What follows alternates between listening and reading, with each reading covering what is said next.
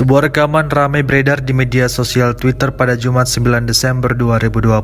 Dalam rekaman tersebut memperlihatkan aksi salah seorang prajurit Ukraina yang melakukan perlawanan terhadap angkatan bersenjata Rusia, mengemas pukulan rudal dengan mengoperasikan M777 ke arah pasukan Rusia. Tampak tentara Ukraina yang mengoperasikan howitzer itu penuh gaya, meluncurkan rentetan serangan rudalnya.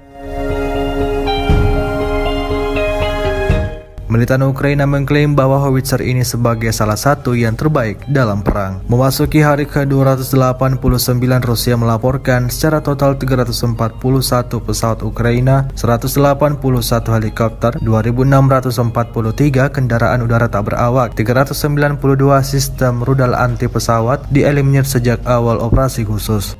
Sementara itu dari kubu Kiev, Kementerian Pertahanan Ukraina melaporkan 340 tentara Rusia dieliminir dalam sehari terakhir.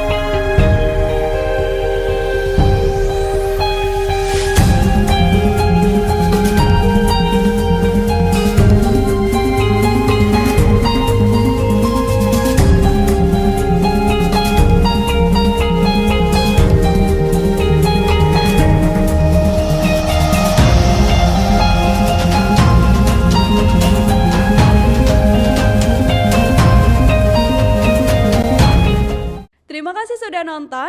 Jangan lupa like, subscribe, dan share ya.